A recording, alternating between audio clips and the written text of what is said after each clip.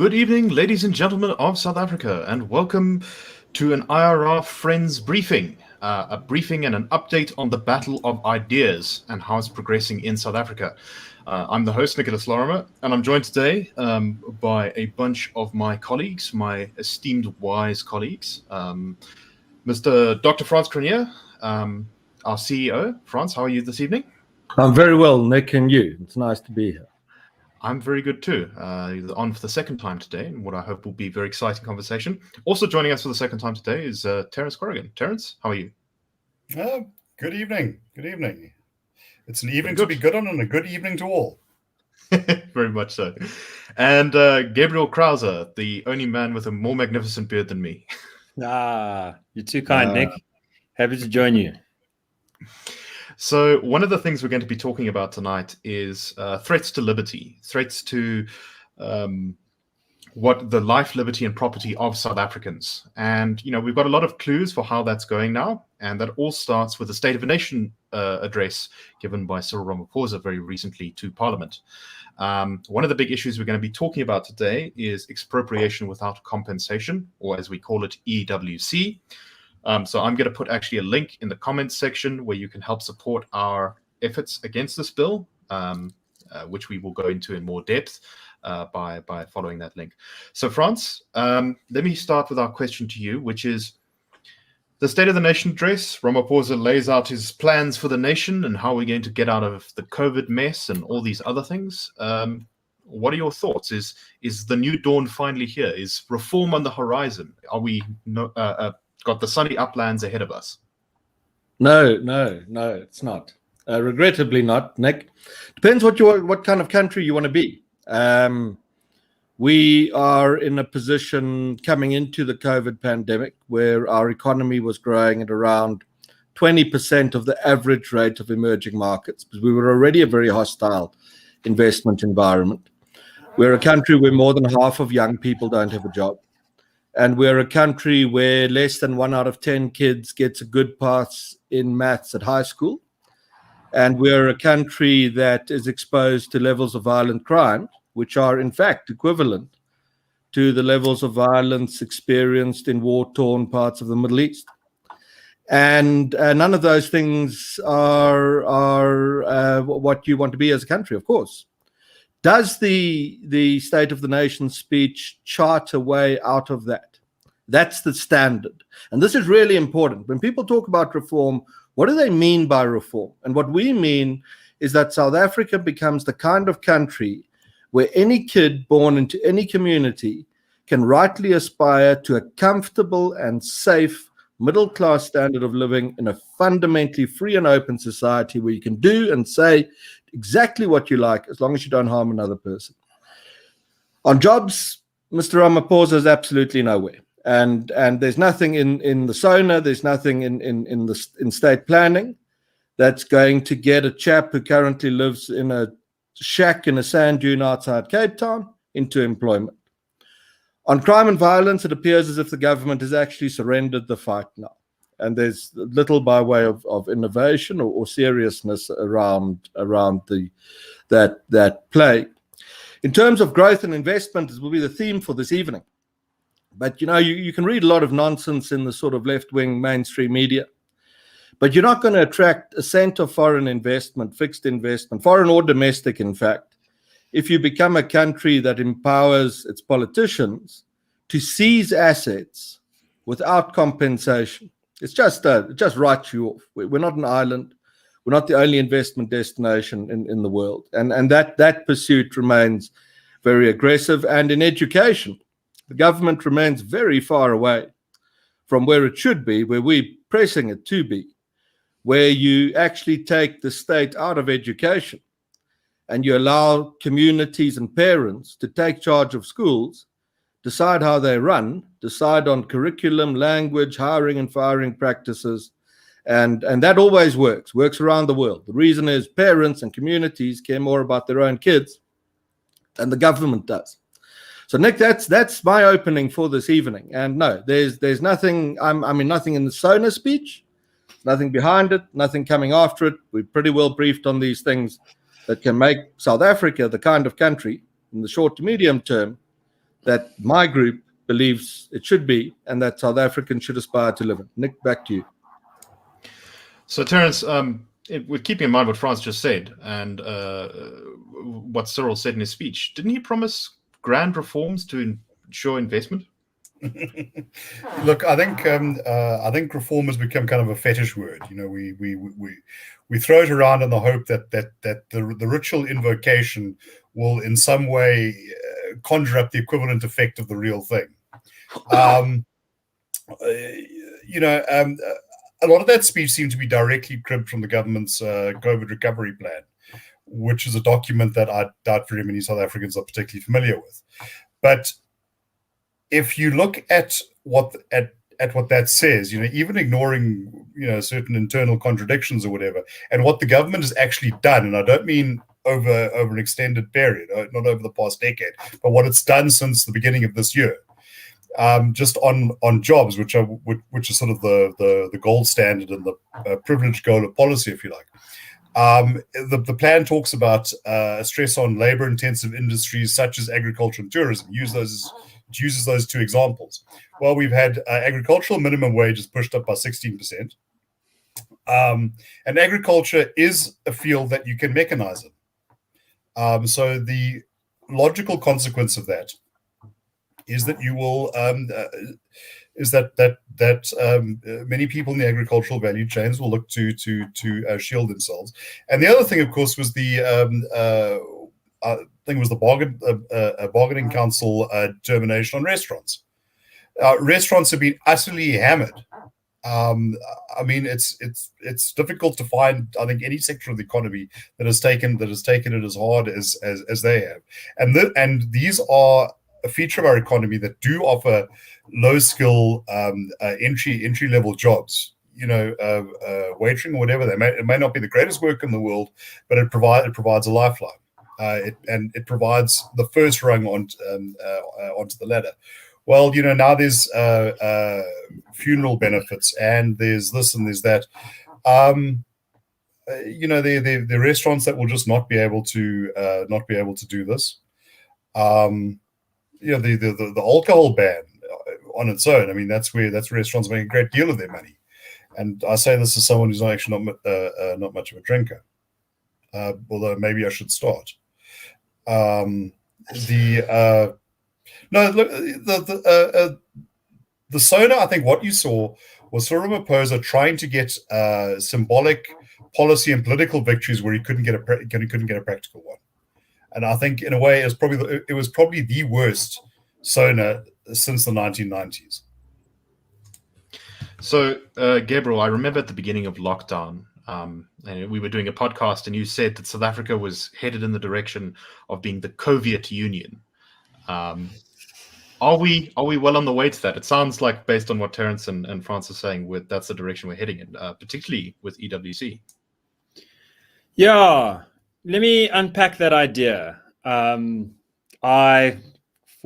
want of a better idea, I studied Soviet and pre-Soviet Russian history at university, and one of the key insights that I don't think sits comfortably in the popular consciousness is that this idea of nationalizing private wealth had been around for at least half a century. In some forms, it had been around since the 1200s, mendicant monks and so on. And it really came to the fore after 1848, and it was an ambitious proposal. It was the stuff of coffee shops and cafes and late drunken evenings where intellectuals would, much like at SONA, promise a future which never came to be. And the reason was quite simply that middle-class people who owned a little bit, were not willing to join the fight in the name of spiting the 1%. They had too much to lose to join the game. And there were too many people who didn't have anything who thought their odds were better at getting somewhere in life by hard work than they were by hard force, violence, lethal, mortal violence. Why were things different in Russia? Well, part of the reason was it was the most backward, basically, of the large European nations, economically speaking. Firstly. Secondly, its heads of state had been humiliated since the 1870s. They'd really lost prestige, much like with Zuma now, once the beloved darling of the nation, now very embarrassing. Right. I think, can I just interject here to say that there was once a time in 2009 when Zuma was hailed by people in the media as the man of the people, and still is. Yeah. And no one's saying that anymore. He's got a hardcore of support off in the sticks, but he's not what he once was. And that hurts people's trust in the system because they identify him with the system. He was in the high seat of power, after all. So those are two of the factors. But the third and most important factor, and there's media issues around that and so on. The most important factors were that domestically, the middle class had become profoundly weakened, both after the Russo-Japanese War, but especially during World War I. People's wealth stock plummeted. GDP was hit in the teeth. Restaurateurs, waiters, miners, manufacturers, all the same kinds of problems that we've been having over the last year. Really, after a slow decline, you had an accelerated decline. And they were just weak enough. And the world was just distracted enough not to intervene, that the balance of forces tipped in the favor of what is generally quite a weak value add proposition. Hey, let's take what we can and redistribute it, rather than bet on making stuff and using that as a route to growth. So the Soviet Union theory is that South Africa was on a decline through the last decade into Ramaphosa.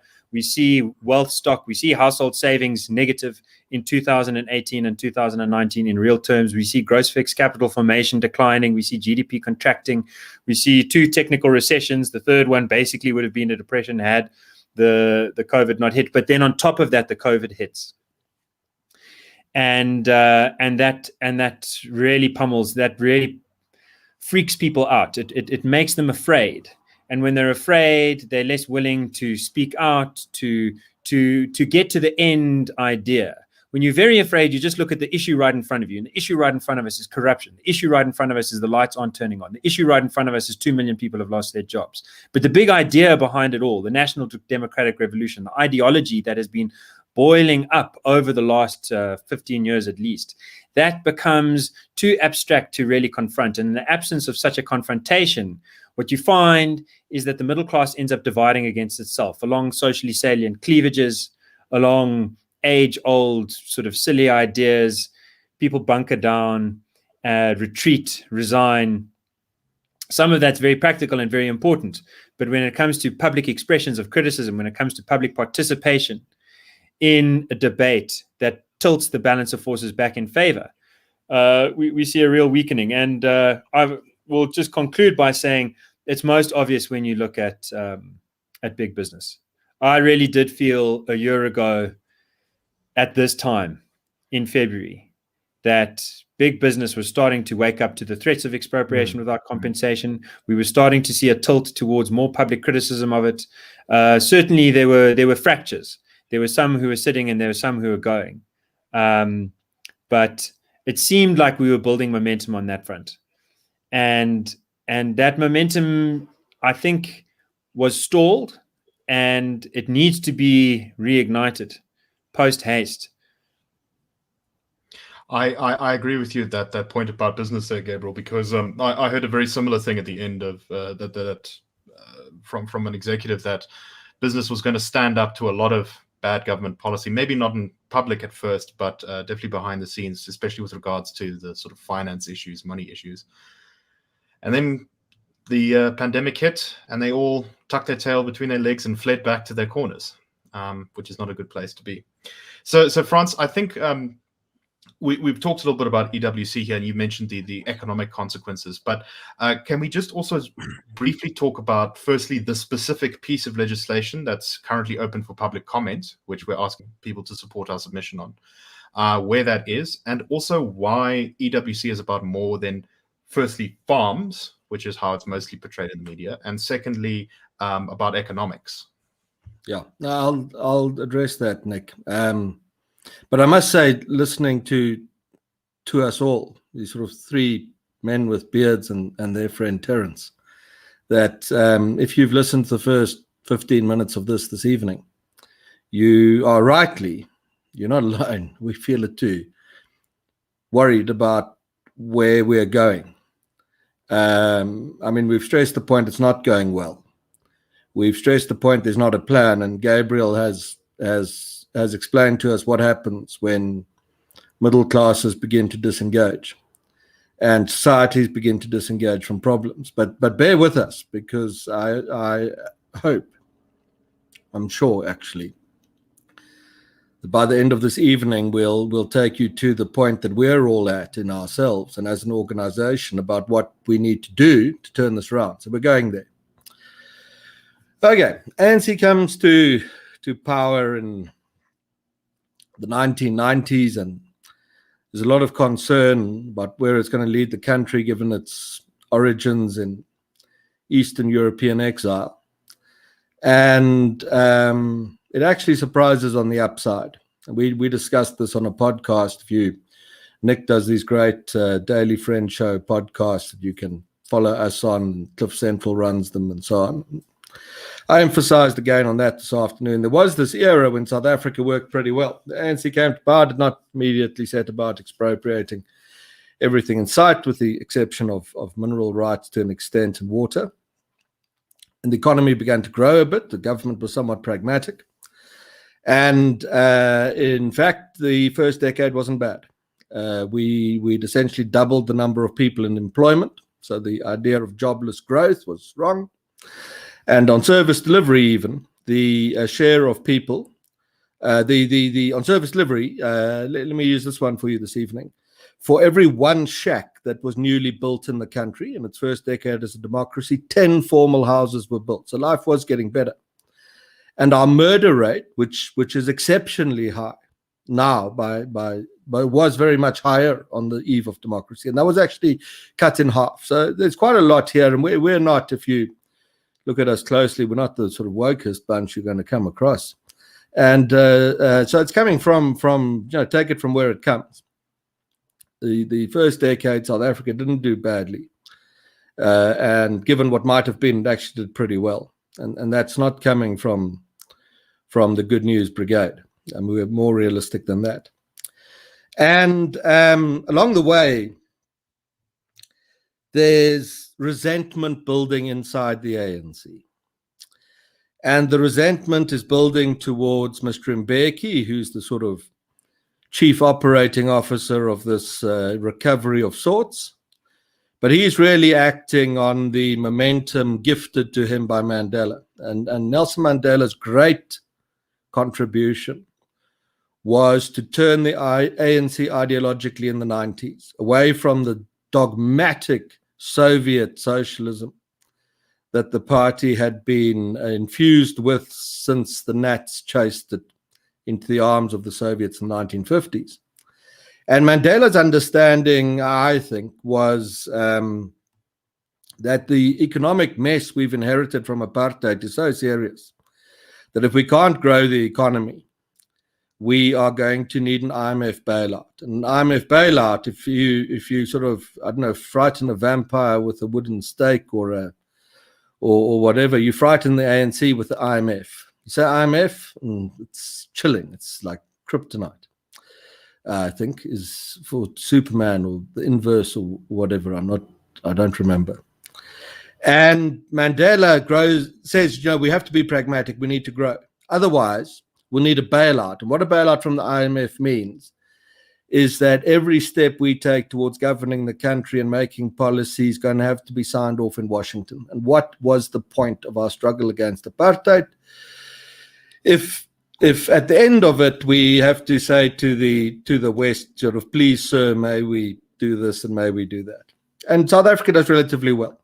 But the left of the ANC, that's ideological left flank, resents this, resents it. There's successes, jobs are being created, life's improving, and the ANC is growing. You must remind the party today as it stares defeat in the face. We might get there this evening. It wasn't always thus. In fact, in the election of 2004, the ANC was 6 percentage points stronger than when Mandela had led it to victory in 1994. Now it is 12 points beneath that high point as Mr. Ramaphosa leads it into the new dawn. There's a lot here for anyone who cares deeply about the ANC to ponder. But the left flank of the ANC will be highly effective, as left flanks of many things have historically been, at entryism and slowly grinding away at the edifice and assuming power. And the left flank sets up the campaign that defeats Mr. Mbeki and sees Mr. Zuma come to power. Mr. Zuma is not a leftist. He's not an ideologue at all. He's something quite different. But he was a useful vehicle. You could exploit his ethnic nationalism in Natal to sufficiently weaken Mbeki to win, which they did. And there's an interesting parallel here. If any of our sort of American guests listen or watch this, it's going on in your country too. Believe us, we've been here before and we can see it. And my moderate Democrat friends tell me, no, don't worry about it. The perception of socialism will manage our left flank well. And the Republicans are naive and say, these guys are nuts. Let's let them govern for a few years. Everyone will come running straight back to the GOP. Didn't work that way for Mbeki. Didn't work that way for South Africa. So in 2007, Mbeki goes. Now, much more important than that, and I'm answering next question, but in the proper way so you understand. Much more important than that is that the ideas of pragmatic policies that would allow investment to be drawn to a country that Mandela had ruthlessly inflicted on his party. Don't know what was in his heart, but he understood the strategic importance is jettisoned. That's late 2007. Because that's the Polokwane conference. Thabo Mbeki's gone. The world changes. Jacob Zuma's in charge. Within months, we face the first iteration of the Expropriation Bill. Now, this is a new piece of legislation. It's necessary for South Africa because the old bill was written 50 years ago or something, and is in some sort of technical sense at odds with the Constitution that my legal colleagues will explain more eloquently than I'm able to. But in updating South Africa's expropriation legislation, we can see that the post-Polokwane ANC is going far further than an update of the legislation requires. In fact, they are drafting policy and law here that we at the time warned, if this stuff goes through, they could take any fixed or movable asset in the country far beyond land, and they could do so without compensation. And I remember that because I worked for the place then. And that was 14 years ago now, 13 years ago. And we fought every iteration of that bill from that point on. And it was a hell of a tough thing to do because business just didn't believe us that there was a problem. They were still remembering Mbeki and Mandela. You guys are insane. These people are going to start stealing vast amounts of money and property and things. No, the media thought this is all very right-wing and you shouldn't really support it. And academia was, of course, enthusiastic for it because that's what's happened in universities in the free world. They've become the greatest threats to academic and broader freedom inside those societies. They gave rise to the ideas that threaten freedom.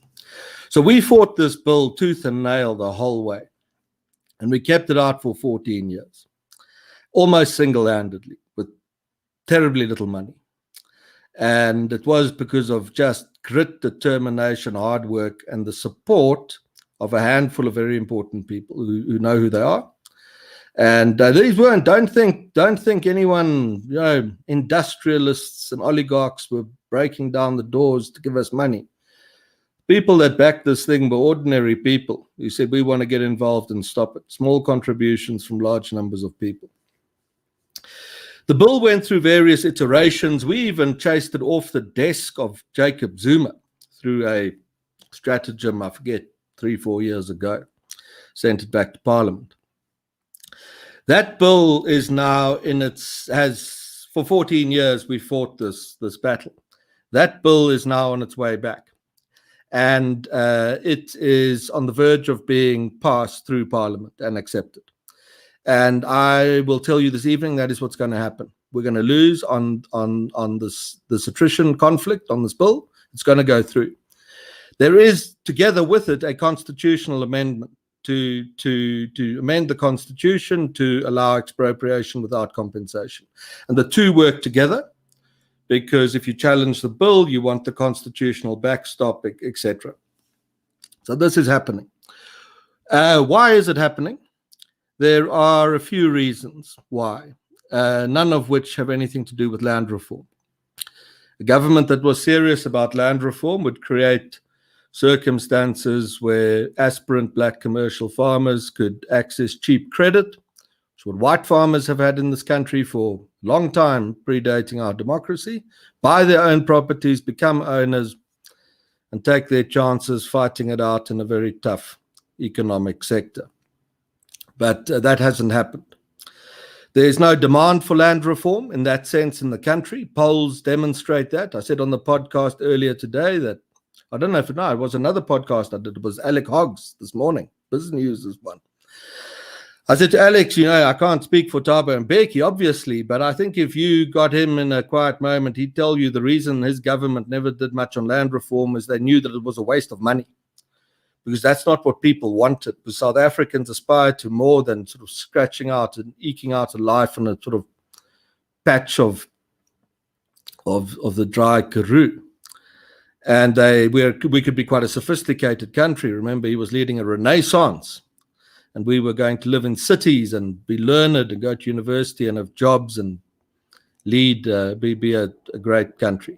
We were not going to go and chase chickens and sheep around the countryside. And in ANC polling, I mentioned that and the ANC must refute this. They won't. In their own polls, it showed that they asked the question of what do you want from the ANC, and 13th on the list was do land reform. There's no popular demand for land reform. So dismiss it, Nick. That's not what this stuff's about. I know I'm going on a bit, but this stuff's really important for people to understand. There's no risk that if you don't quickly expropriate half the country, there's going to be some political implosion and a revolution against the ANC. If that ever happens, it will be because of corruption and unemployment, neglect, malfeasance, and the general cruelty with which that party treats the people in the country, not because there aren't enough rural peasants. The purpose of this legislation is something else. The first is economic. The government's running out of money. Its budget deficit, which is the difference between what it spends and what it earns in revenue, is now as deep as or comparable to only 3 points in South Africa's history. The first was the First World War.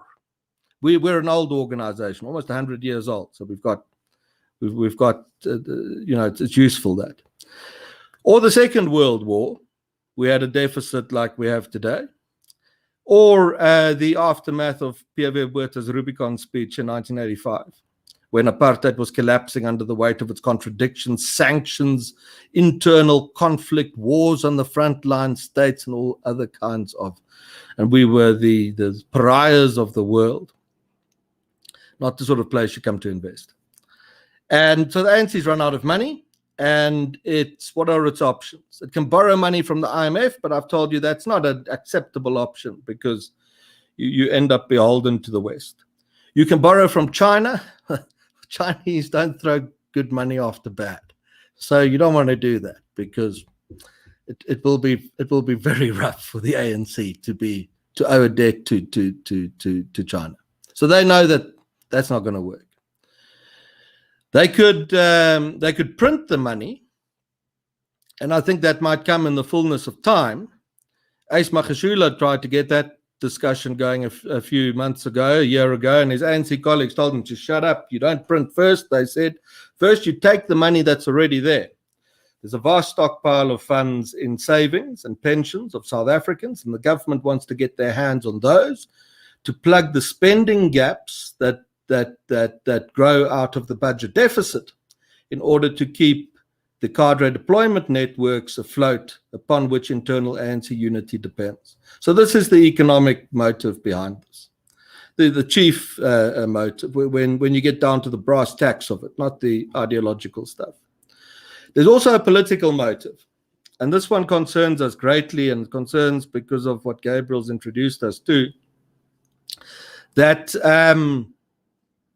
you won't find a free society that does not allow its citizens complete control over their own property. Property rights underpin substantive human liberty every time. And there's a good, simple reason for it. That if the state can't take your stuff away, what can it do to you? It can try and intimidate you, but it can't actually. As soon as the government has the power to take the products of your labor, of your hard work, of your risk-taking investment, of your intellectual capital, politically they can oppress you. And the ANC understands that it's in deep trouble politically. Support is tanking, and it's slipping under Mr. Ramaphosa very quickly. And there's a lot of polls that shows this. We put this stuff out all over the place. And if you're deeply interested in it, we'll send you to the right podcast or send you the data, or we'll do one for you if we get enough demand just on that. And so the as in Venezuela, as in Zimbabwe, the understanding is there that if we can get political control of property rights in South Africa and erode these, we have the basis to erode the rule of law. And with that, the constitutional edifice, and with that, perhaps the chance to remain in power long after the bulk of South African voters would rather we'd left. That's where this legislation originates from. It's ideological. These are the two strategic objectives behind it. It's very close now to going through South Africa's parliament. And I'm sorry, Nick, I went on, but it's you need to, from my experience, there's so much misinformation about this stuff. And ordinary people are so badly informed about what is at stake. They think it's something to do with farming and farmers. It's absolutely not the case. Farmers will be a victim in the end of it, sure. But farmers might be the last people to lose their property in South Africa before other groups do. So that's where we are at the moment, Nick. This is the thing we're fighting. Get into it this evening a bit more about how we're fighting it and how we could win it. Nick. Right. No, thanks very much, Frans. That was, as always, fascinating. Let me go to you, Terence. And just firstly, do you have anything to add to what Frans is saying about the state of the battle of ideas? But also, you've actually spearheaded a lot of the Institute's efforts to get into the media, to advance arguments against EWC. What have you been up to? What has the Institute been up to as far as you're concerned? Well, look, just let me riff off something that Frans said. He mentioned Thabo Mbeki. Actually, in April 2019, former President Mbeki gave an interview, and he was asked, why hadn't his government, dealt with the single most pressing issue confronting the country, which is the land question. And he said, quite bluntly, you can find it on the Citizens website. In fact, it was published an article by Charles Cilliers on the 30th of April 2019. So, we looked at what people actually demanded, were concerned about, unemployment, poverty, etc. And as he rather delicately says, we decided to put resources into those things. Now, one can argue about just how effective all that was. And Mr. Mbeki certainly made a great many mistakes, and I think left a legacy that in some respects is not to be proud of. But on this he was correct. If you go back to 1994, look at the ANC's campaign. One thing that was largely absent from it was the land question.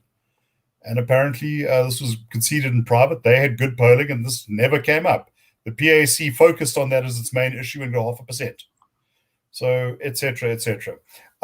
State of the battle of ideas. Look, I think that there's that South Africa is facing an interesting conjunction where we have become profoundly angry and profoundly cynical about governance dysfunction, about corruption, about the sheer venality of a politically connected and political caste and I use caste as opposed to class, that will steal resources meant for addressing a public health pandemic. These things challenge, both our faith in the future, but also our faith in humanity. But then at the same time, there's this idea, yes, but the government must have more power to deal with these things. Every society, I think, has to deal with the envelope of resources and factors that it has. You have to understand that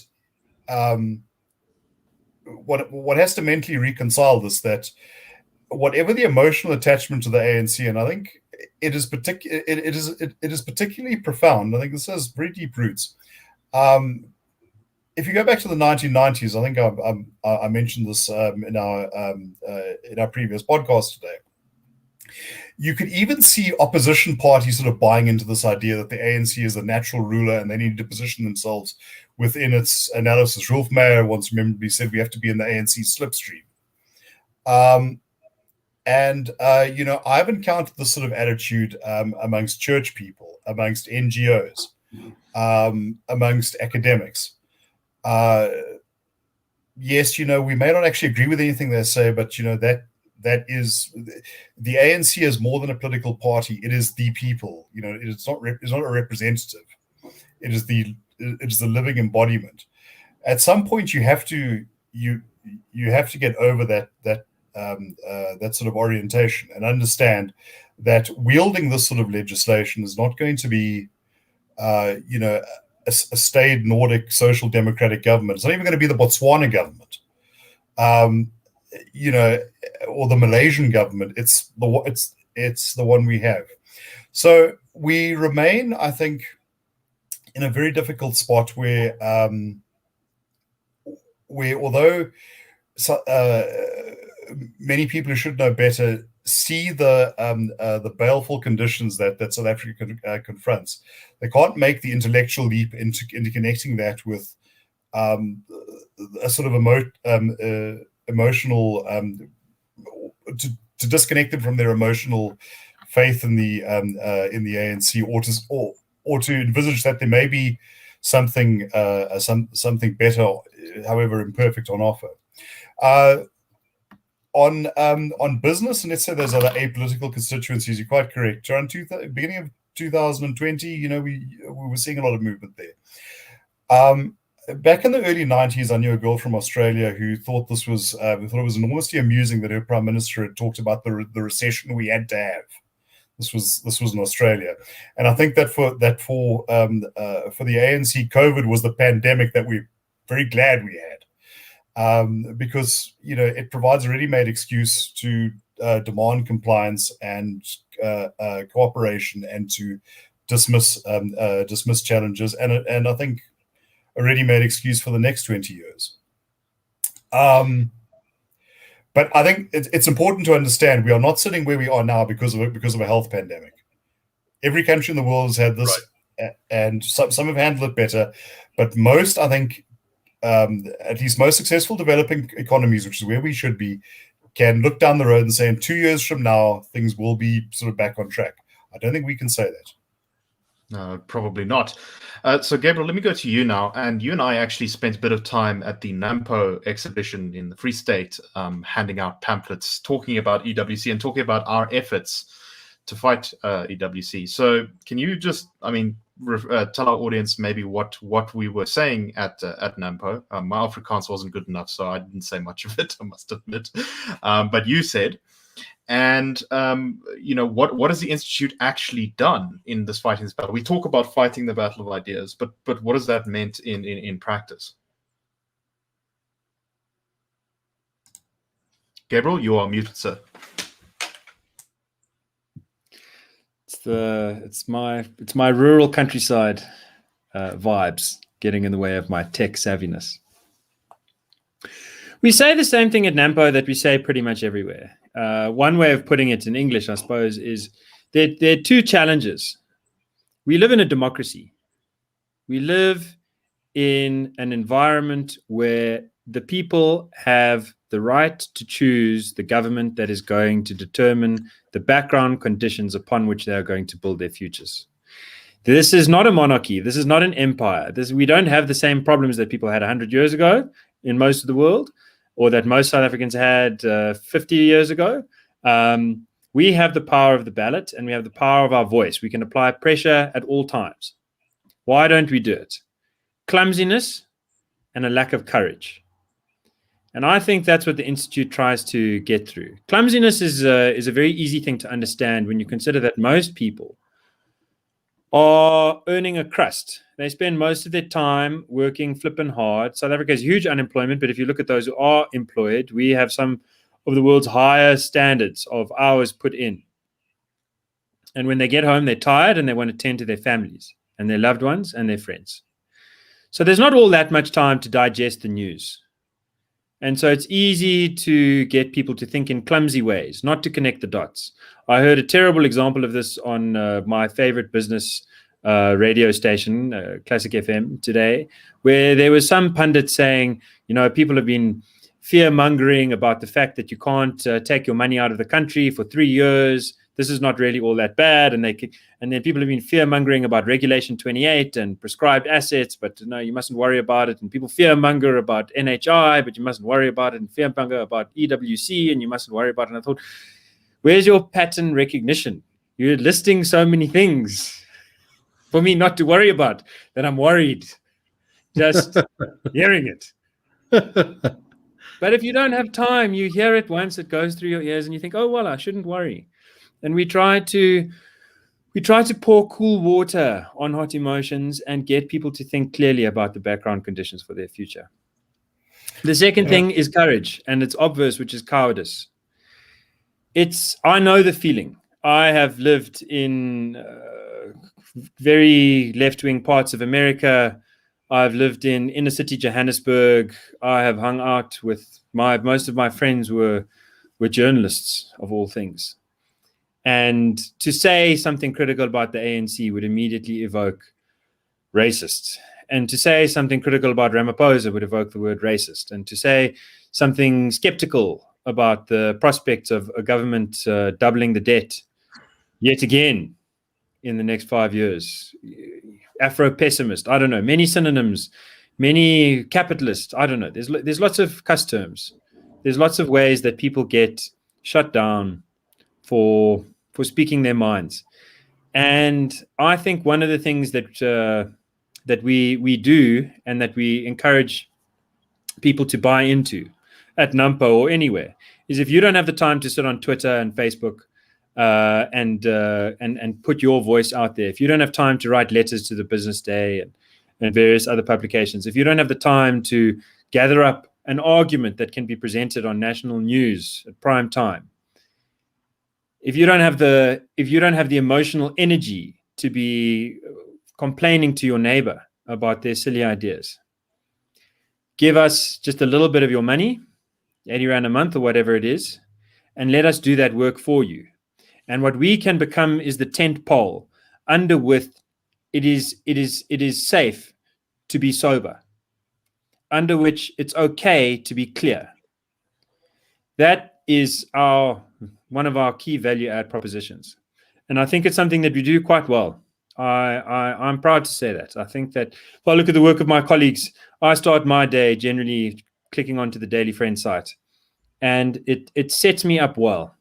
It sets me up well to deal with the reality I see around me. When I drive through Hillbrow and I drive through Sandton and I see little children out of school with no supervision, and then I waft into a universe that's very rainbow and very attractive, and everyone has nice things, and is very critical about American politics or Brexit. I feel at a loss. I would feel at a loss if I didn't have some sense of what the real problems are and of what the real steps need to be in order to go forward. Right. And can I just add that in hard number terms, what exactly the Institute has been doing? I mean, in the last 14 months, We've put out almost 400 opinion pieces and letters. We've put out 45 press releases. We've done 205 interviews. We put out lots of stuff on social media, like this video, like this live stream. We've done podcasts. We've done all sorts of stuff to get the word out there, to change the battle of ideas and to halt the momentum of the ideology that's behind something like EWC, but behind a lot of the bad ideas that we've talked about tonight.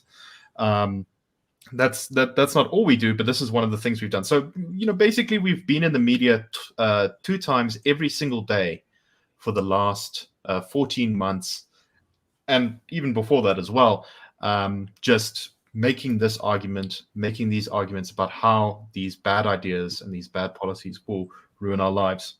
And just to be clear, that's the mainstream media. Then on top of that, we have our own thing. Yeah. Right. Exactly. And also understand that these numbers are about our work on EWC, property rights, and that sort of thing. There's a whole universes of other things that we deal with. Yes, this is just EWC. Just one of the problems. So Frans, I want to go back to you, and this is something you said earlier. You said that this expropriation bill, which is the particularly most terrifying thing that's sitting before us at the moment in terms of legislation and in terms of damage to the country, you said it's going to pass.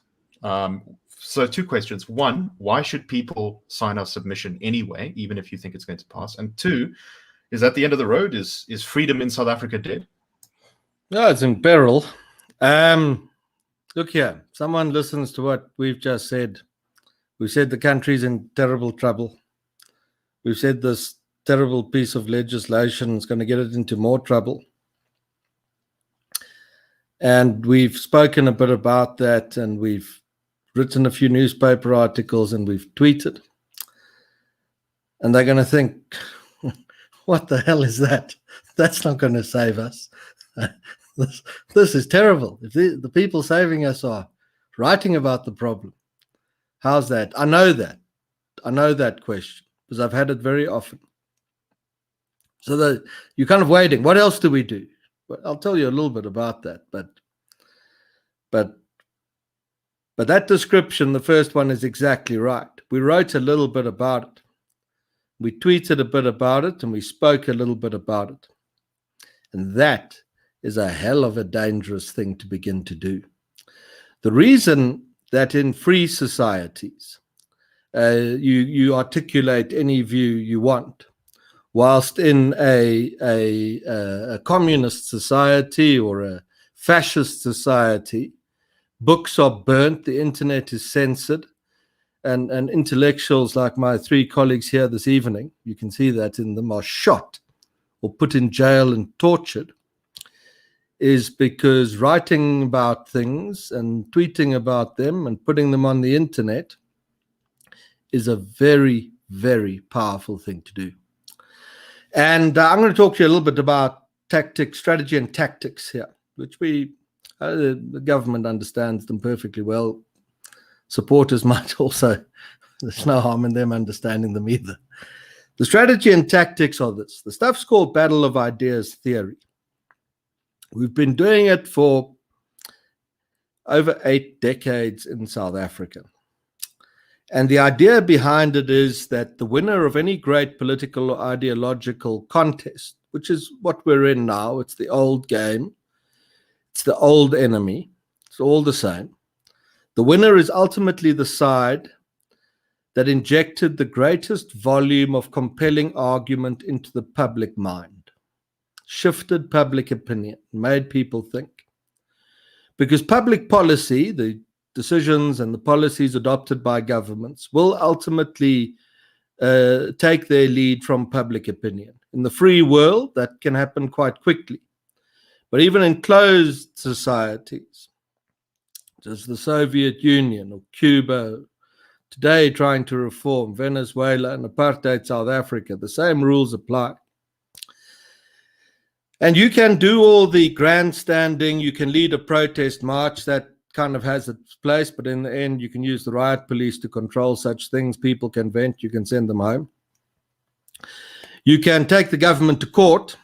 We're going to do a bit of that still. But, you might win. Government will go back, change ultimately, if you're going to win, they'll change the constitution. So you can't win anymore. Then you're completely screwed. So that other stuff doesn't work.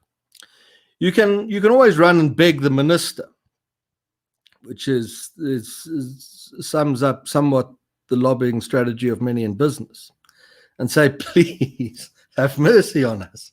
We're trying to do the best for the country. Please don't do the expropriation bill, because it won't be good for freedom and democracy. Now, you're wasting your time. We don't start by talking to the minister. What we do is we create the pressure around public opinion for politicians to get to a point where they are so on the wrong side of a position or debate that they have no question but to turn. We also don't just kind of fart ass around through every day and random content gets produced by a bunch of intellectual kind of chaps. There's a lot of focused attention and campaign strategy behind it. On EWC, I told you we fought this thing for 14 years, before many of you even knew there was a problem. Over the past 3 years, the data has been put up on my screen here, so I can see the numbers. I don't often follow them. We've had a strategy in place where every single item of pro-EWC argument that entered the public realm in South Africa or around the world had to be countered by ourselves within ideally 24 hours and knocked out of the race. We needed to remove, challenge to the point that they exited themselves, ignorant opinions about expropriation and replace those with pragmatic, common sense writing. And that's campaign strategies. We call it kind of tier one. You get air superiority in the battle of ideas, because your ideas are out there more than anyone else's. And if you think back 3 or 4 years to the enthusiasm with which the whole world seemed to greet the EWC announcement, how wonderful it would be. Do you remember? It would bring justice to the country and righteousness. And Cyril Ramaphosa used to say, we'll expropriate investments in a way that attracts even more investment, which is just nonsense. It's impossible. We've knocked all of that stuff out of the race already, and public opinion is turning. We've also animated the public. One of the numbers here on my screen, there it is that through our efforts, 197,533 people have made submissions to Parliament on this legislation and said they oppose it. That's been a great irritation for the government, because if they press ahead with it and say this is what people wanted, but there are 200,000 people who bothered to, just from us, that wrote in and said, actually, we think it's terribly dangerous and this is not done in our name. It makes their position a lot weaker, particularly when it comes to future legal challenges and the like. So there's sort of tier one of these things. You get air superiority. You knock dangerous ideas out of the debate. You replace them with pragmatism. Done damn well here, just as one institution. Secondly, you animate the public to get into this fight. You're looking at 4 people here this evening. None of them together, the 4 of us and our colleagues back in the office, not going to save South Africa for you. Only you can do that. We can create the circumstances, the channels, the ideas, the tent pole, as Gabriel put it. But you've got to get in this fight and do it yourself. There's no doubt. But we create the circumstances for that. We've done well there. Next tier of this thing is a global lobby. And we went around the world when physically we were still able to. We should be doing that now still, but because we'll be the last place on earth to be vaccinated, we're going to realize we've got to do some of this stuff virtually. But over the past 3 years, we have been through London, Brussels, Berlin, Washington, Beijing, Tel Aviv. And we've spoken to influential people because we have a long history and we get into places to talk, particularly in quiet back channel stuff. And we were able to alert policymakers and politicians and human rights activists and journalists around the world to the fact that what was going on in South Africa was not what they read about in the South African media or in the left-wing mainstream media in the Western world. Went as far as Beijing, actually, in some of the stuff. And that something far different was happening, and it was very dangerous. And it would see South Africa surrender its place as a member of the sort of free world, open it up to later sort of geostrategic influence of China and Russia. So this is thing Western countries need to care about, because as the sort of march of Chinese influence from east to west gains momentum, Africa's right in the middle. And as I reminded my American friends, if you park an aircraft carrier off Africa's west coast, the next stop is New York. And it's right there. South Africa is a country that doesn't have property rights. It's also not going to have freedom of speech, not going to have liberal democracy. American firms are not going to be the favored investors. We're going to have an aircraft carrier parked just a short voyage off New York City. And that stuff worked very well, very well. There's some nice stories around it. The one I'll some you'll write in a book in 20 years' time. But one we'll tell this evening is, I think, some investment seminar, South African government jamboree, to say that everything is good and you mustn't worry, was touring Europe. And I think Terence had been on a tour of Europe for us ahead of that. And the complaint from, I think it was a presidential communications person or something, was, I think it was in Brussels, it was in Berlin, that the half an hour assigned for questions, every single question was about expropriation without compensation. And that pissed the government off. But it was the right question to ask, and it wouldn't have been asked if our chaps hadn't been there and said to serious people in Europe, they're going to bullshit you on this stuff when they come around. This is actually what the legislation allows. It will go as far as seizing your intellectual property and handing it to the Chinese, and you better take this seriously. And it was done. So that's what we do. So when you hear us say, well, we wrote a little bit and we spoke a little bit and we put some stuff on Twitter, wrote a few reports, that is an absolutely perfect description of the work we do. And it's, as I said, just think on the other side of the debate. If you're the pro-EWC guys, you can pull the wool over the whole world's eyes, the whole country's eyes. Had it not been for the lobby driven here on EWC, that would be the case still through much of South Africa, much of business, organized agriculture, the media, civil society here and around the world. And it's not the case because of the efforts we made here. And in fact, if I scroll around these numbers, which are so many that they're hard to follow, I think over since 2000 and over the last 3 years, we have created 5 occasions every day for people, just over 5, I think it's 5.5 occasions every day for people to confront the facts in public, in the public domain, podcast, articles, letters, speeches, whatever, that this thing is very dangerous and it must be opposed, and we've animated people to start opposing it. Now, having said that, in case you think this is all kind of an intellectual going nowhere, it's not that. It's more to it than that. What happens now is we've bought 14 years. This thing's going to go through. They need it, and also the sense in the ANC now is they want the country to talk about something different. They want to start talking about the Zondo Commission, which Judge Zondo seems to be taking his job very seriously, which is causing nervousness not just on the Zuma and Malema side of the debate, but also on the Ramaphosa side of the debate, because this isn't how it should have gone. So they want the country to think and talk about other things ahead of an election. And they're stung by the fact that they've achieved nothing in office for 3 years. They haven't delivered on a single promise, really. I hiked a few minimum wages here. I did hike a lot in agriculture, but the overall minimum wage hike now was only 4.5%.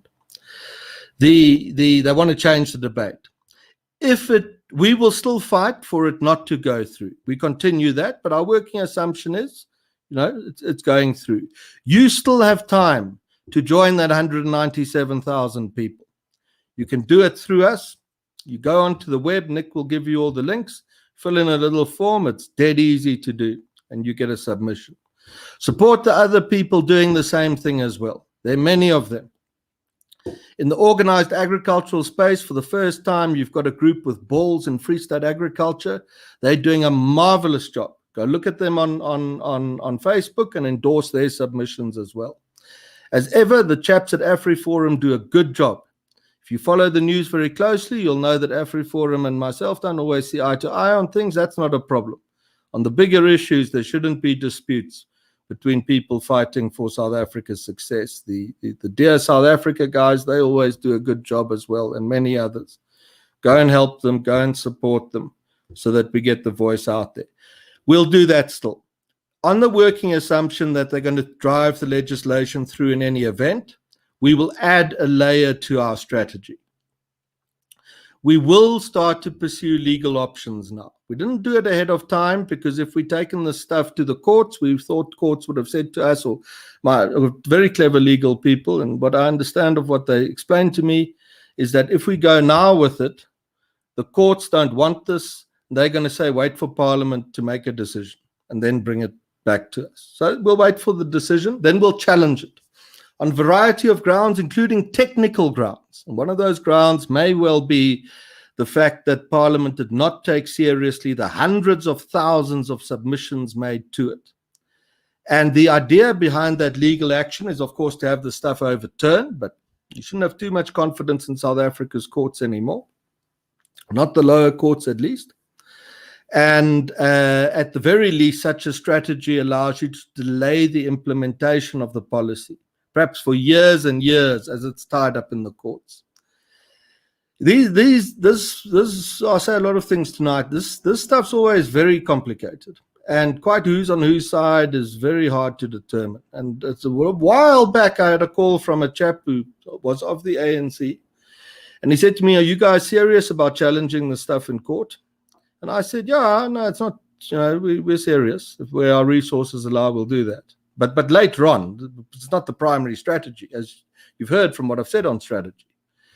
And he said, "That's very good. That's good." It's not the only time I've heard that there are people inside the ANC driving this who know how dangerous it will be for them because the economy will be shot, it will fall apart, and they'll eventually be driven out of power.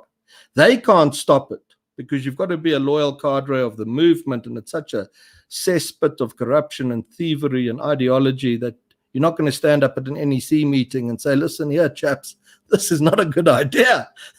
You're going to go along with it. And these are dangerous people, nasty people. So there are many on the inside who would welcome it if people on the outside would try and delay and stop this stuff for long enough that political processes can eventually overtake it. That's what we're going to do then. Once that time is exhausted, that could give us another few years.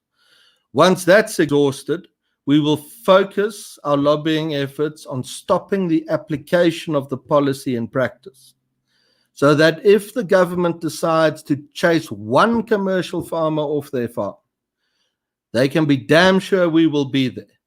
And every diplomat and every chamber of commerce around the world that has interest in South Africa will know they can't believe a single word Cyril Ramaphosa or whoever's in charge says, because the South African government is physically starting to terrorize people and steal their investments.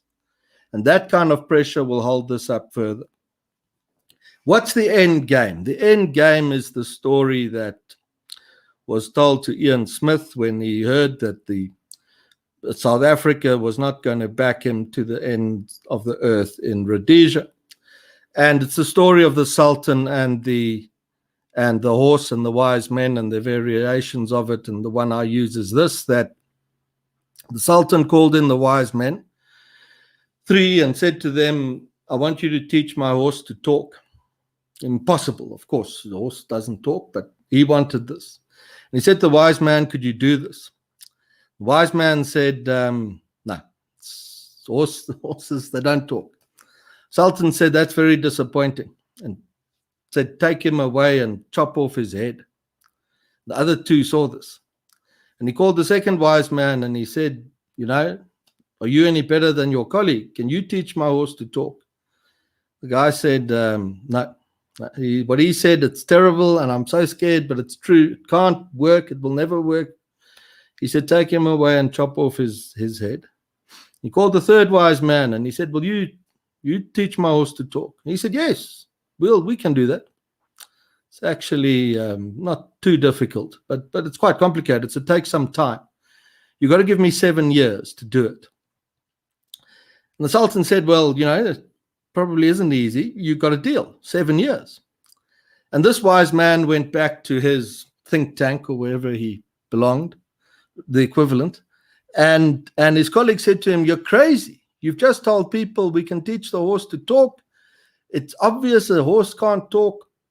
They're going to cut off our heads. This will be terrible. He said, listen here, 7 years is a long time. A lot of things can happen. Number one, he said the horse could die. He said the Sultan could die. He said, who knows? We might even teach that horse to talk. And that is now important. Time has become an asset for us. We must make the clock tick down really slowly without implementation of expropriation on the ground. With your help, we can stop that, whether you're a pensioner or whether you're a farmer or whether you've got a business that the government's going to come along and tell you you need to give away 51% of it, because that's what the new BE legislation says. Time is now one of our assets. And if we can buy enough of that, I've been doing this a long time. You have short-term horizons. I've been at this piece of legislation 14 years. And I've bought that time. We were very worried in the first few months, I assure you. Here we are, still in the game. We buy that time, then some really interesting options emerge, including one that the ANC may be defeated at an election before it can act on this. We can get a better government in place for South Africa, take the stuff off the statute books, and start the process towards our long recovery. So, Nick, that is, again, lengthy, but the stuff needs to be, because people don't understand this. It distresses me. We failed at that. People don't understand the problem, they don't understand the strategy, and they don't understand what they need to do to get in this fight and win it. And they don't understand that it can be won if they get into it. Exactly what Gabriel told us earlier. That when the middle classes and so on check out and say there's nothing we can do, we don't want to get involved, that's when you're going to get absolutely hammered as a country. We need to avoid that happening. We're trying to create the circumstances for that to be the case, but we can't do it on our own. We need the support of the broader public in order to pull that off. Nick, back to you. So we have gone now over an hour. We've just gone a little bit towards 70 minutes now. So I think we're going to wrap up quickly with just some thoughts from Terence and Gabriel, just some concluding thoughts. I know Francis is a hard act to follow, but Terence, your sort of final thoughts on this issue and on people getting involved. Go to our webpage, ir.org.za/campaigns/killthebill-stop-EWC, and if all you feel able to do is to support our submission, do that. Remember something: you are not alone, and we live in the wonderfully advantageous position that South Africa is a constitutional democracy. These things give ordinary people an opportunity to influence that has not existed throughout most of human history, and certainly not in this country. They can also wither and die if people don't use them, take advantage of them, and rally behind them to protect their own interests. Don't be passive. There are hundreds and thousands, millions of people across the country who share your concerns. Let's come together to fight this thing. Right, Francis made the point many times that in opposing EWC, you are with the majority of South Africans, of how they really feel about the country. Gabriel, you are a man with an interest in poetry. Can you give us a poetic sign off to our discussion today? A Russian poetic sign off. Yeah, even better. Oh, Boże mój. What would the Russians say about this? You know, the last great Russian poet to win a Nobel Prize and come out of the Soviet Union His name was Josef Brodsky. And his gift to the world was enduring the gulag, which is worse than your life or mine, for many years, because of his beliefs, because of a commitment to liberty, to freedom of thought, to freedom of expression, to the right to do what he wants to do, as long as he's not hurting someone else. But it was hard, and it was brutal, and people died left and right. He kept his sense of humor. He kept his warmth for humanity, and that creative spirit is